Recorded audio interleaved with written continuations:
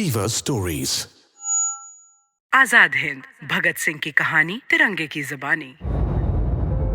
भगत किताब में डूबा हुआ था। तभी एक कंकड़ उड़ता हुआ उसके सर पर आकर लगा। उसने नजर उठाकर देखा तो सामने अपनी छत पर प्रीत खड़ी मुस्कुरा रही थी। अरे तू फिर आ गई? कहाँ आ गई? आऊं तो तब ना जब तू बुलाए। देख, पढ़ने दे, डिस्टर्ब मत कर। ओहो, पढ़ने दे, डिस्टर्ब मत कर। मुझे सब पता है क्या पढ़ता है तू। अच्छा तो बताओ क्या पढ़ता हूँ मैं? पढ़ता होगा वही वैसी वाली अंग्रेजी किताबें, और क्या। अरे बेवकूफ, ये लेनिन की बायोग्राफी है। तुझे पता भी है लेनिन कौन था? मेरी बला से जो भी था। देख, मुझे किताब खत्म करनी है। तू फालतू बातों के लिए मेरे पास मत आया कर। तो क्या मैं तुझसे भीख मांग रही हूँ कि तू मुझसे बात कर ले? तो जाना फिर। जाती हूँ तो फिर। भगत एक बार फिर अपनी किताब में खो गया। कुछ देर बाद एक बार फिर हवा में उड़ता हुआ उसके सर से कुछ आकर टकराया। इस बार कंकड़ पहले से काफी बड़ा था। अरे तेरा लेनिन तो मिट्टी विच डुल गया। उठा ले, बेचारे को कपड़े गंदे हो गए उसके। रुक कमीनी, अभी बताता हूँ तुझे। रुक जा। आजा आजा फिर बता देना, मैं क्या डरती हूँ तुझसे। वैसे भी घर पर कोई नहीं है, माँ बापू भी शादी में गए हुए हैं। भगत गुस्से में दौड़ा और अपनी छत से ही उसने प्रीत की छत पर एक छलांग लगा दी। प्रीत को इसकी जरा भी उम्मीद नहीं थी। वो नीचे से दरवाजा बंद करके ही उसे छेड़ने आई थी, लेकिन अब वो पूरी तरह फंस गई थी। हाँ, तो अब बोल, क्या बोल रही थी?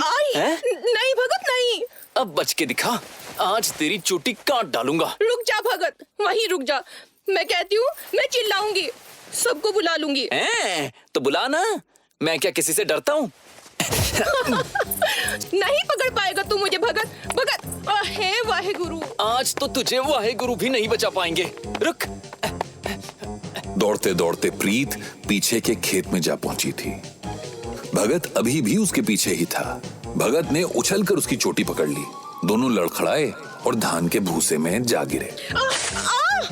भगत ने अभी भी प्रीत की दोनों कलाइयां कसकर पकड़ रखी थी। वो प्रीत के ठीक ऊपर जाकर गिरा था। अब बचकर कहाँ जाएगी? भगत छोड़ मुझे, दर्द हो रहा है मेरी, छोड़ मेरी कलाई। छोड़ दूंगा, पर सॉरी बोलना पड़ेगा। Sorry sorry. अब आई ना उठनी पहाड़ के नीचे। जाने दे मुझे, सूरज ढल गया। चले जा अब। भगत ने प्रीत कौर के दोनों हाथ छोड़ दिए थे। वो जैसे ही उठकर चली तो भगत के हाथ में जो दराती थी उसमें प्रीत की चुन्नी उलझी और चिरती हुई चली गई। हाय तौबा, हाय मेरी चुन्नी, ये क्या किया तूने भगत? प्रीत की चुन्नी को फटने से बचाने के इरादे से दोनों एक दूसरे की तरफ बढ़े। प्रीत गिरने ही वाली थी कि भगत ने उसे अपनी बाहों में संभाला। दोनों एक दूसरे के बेहद करीब आ गए थे, इतने करीब कि उनके होठों के बीच की गर्म हवा वे एक दूसरे के चेहरे पर महसूस कर सकते थे। दोनों बचपन के दोस्त थे। उस रिश्ते की मर्यादा उन दोनों को ही मालूम थी, लेकिन जवानी मर्यादा की परवाह कहां करती है। तभी अचानक प्रीत ने अपना चेहरा भगत के होठों की तरफ बढ़ा दिया। पगतिया, ओए पगतिया। अरे तेरी, ओए ऐसे की कर रहा है तू? छड़ मैनू, बापूजी ने देख लिया तो बोल दूंगी। तूने मेरी चुन्नी फाड़ दी और तू मेरी चुम्मी लेना चाहता था। ओ, धोखेबाज, झूठी। प्रीत, ओए तुम दोनों यहाँ क्या कर रहे हो? बाबूजी भूसा लेने आई थी। ओह अच्छा, और तू की करण आया सी? मैं था जी, मैं भूसा ठवाने आया था जी। पर बोरे किथे ने प्रीत पुत्र? ओह काका जी, मैं भी कितनी बड़ी बुद्धू हूँ। हाँ, वो जी बोरा लाना तो मैं भूल ही गई। अच्छा, खड़ी खड़ी मुंह क्या देख रही है? जा जल्दी बोरा लेकर आ। हाँ, अभी लाती हूँ, अभी लाई बस। प्रीत ने अपनी फटी हुई चुन्नी बापूजी से छुपाते हुए फुल स्पीड में दुड़की लगा दी। अब खेत में बापूजी और भगत सिंह खड़े रह गए थे। चले बापूजी? भूसा नहीं ठवाना जी? हो गया, बस हो गया। हाँ। ओ, हो गया बस। मैं बोरा लेके आता हूँ। ठीक है फिर। पर खेत तो पुत्तन सिंह दा है। ओए भाग गया। तेरा पुत्र जवान हो गया किशन सिंह। हुण तो उसके ब्याह दी गल करनी ही पैनी है। तूने क्या सोचा है यशपाल? किस बारे में? भगत को बचाने के बारे में। भगवती भाई ने बोला तो है। बोला नहीं, रोका है उन्होंने। भाई संगठन के खिलाफ जाओगे क्या? मालूम है ना ये नियमों के विरुद्ध होगा। पहले वाला सुखदेव होता तो शायद नियमों के खिलाफ जाने की हिम्मत ना करता, लेकिन जब से वो भगत मिला है नियम तोड़ने की हिम्मत पैदा हो गई है। ऐसे भड़काऊ भाषण मेरे कानों में मत फूंक सुखदेव, बातें मत बना। तेरे पास कोई सटीक प्लान है तो बता। सटीक तो नहीं है लेकिन प्लान है। तुझे कुछ दिखाता हूँ। यशपाल आंखों में हैरानी लिए सुखदेव के पीछे पीछे हो लिया। ये देख यशपाल, ये क्या बला है? इसे बुलेट कहते हैं। ये तू कहाँ से लाया? ये तो पुलिस वालों के पास होती है, बहुत महंगी होती है ये तो। मैंने सुना है ये ग्रेट वॉर में इस्तेमाल की गई थी। तूने कैसे खरीदी? ये खरीदी नहीं, उधार ली है। उधार? किससे? एक अंग्रेज से। अच्छा समझ गया। पर इसका करेंगे क्या? भगत को बचाएंगे और क्या। भगत कहाँ है? अभी आया नहीं क्या? अंदर है, खाना खा रहा है। भगत इधर तो आ, बैठ जरा। जी बापूजी। देख पुत्र, मैं बिना घुमाए फिराए सीधी बात करता हूँ। मैं और तेरी बेबे ने तेरा ब्याह करने का सोचा है।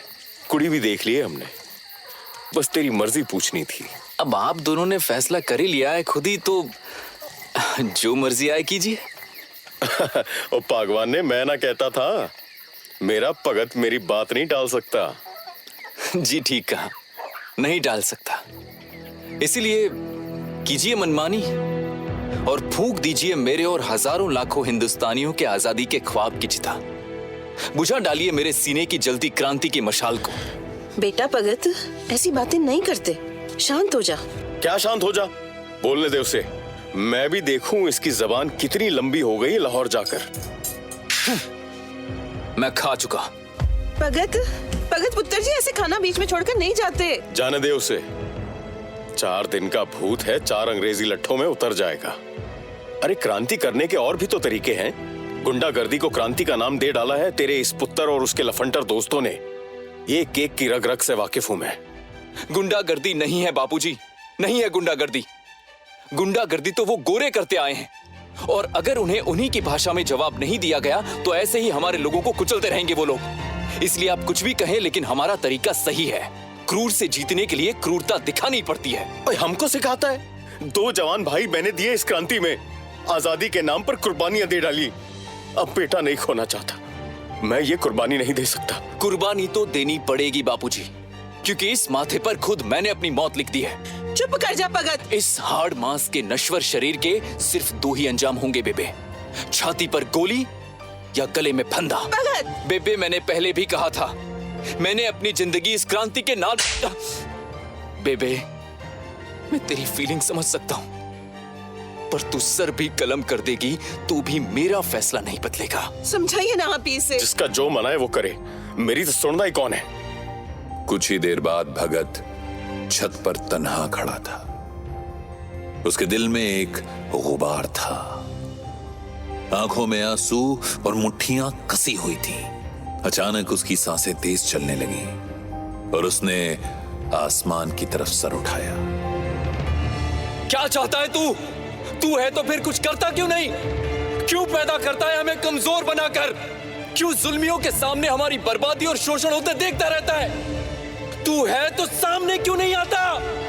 भगत का गुस्सा भगवान पर शायद और निकलता अगर उसकी नजर सामने छत पर खड़ी प्रीत पर न पड़ती और वो उसकी आंखों से बहते आंसू ना देखता।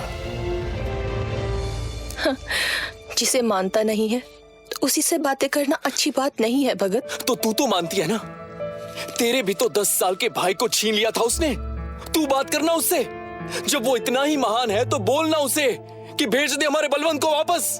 पूछना उससे, क्या वो रोक सकता है वो हजारों जुल्म जो अंग्रेज इस देश के मजदूर और किसानों पर कर रहे हैं? क्या लौटा सकता है उन जवानों को जो बर्तानिया गुलामी की भेंट चढ़ गए, जो हिंदू मुस्लिम दंगों में मारे गए? क्या अपना कहर ढाकर ब्रिटिश हुकूमत को नेस्तो नाबूद कर सकता है वो?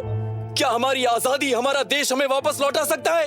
भगवत गीता भी तो पढ़ता है तू, क्यों लड़ रहा है भगवान से? जो भी तू करता है फिर क्यों कर रहा है भगत? मैं कर रहा हूँ क्योंकि वो सिर्फ देख रहा है। उस रात वो घंटों अपने बिस्तर पर विचलित सा पड़ा रहा और उसकी आंखें सामने की टेबल पर रखी उसके बचपन के दोस्त बलवंत की तस्वीर पर टिकी थी। धीरे धीरे उसकी आंखें डबडबाने लगी और वो गहरी नींद में चला गया। भगत सिंह की ये जिंदगी आगे क्या मोड़ लेती है, ये मैं यानी तिरंगा आपको बताऊंगा अगले एपिसोड में। तब तक सुनते रहिए। जय हिंद। आप सुन रहे हैं आजाद हिंद, भगत सिंह की कहानी तिरंगे की ज़बानी, ओनली ऑन फीवर स्टोरीज।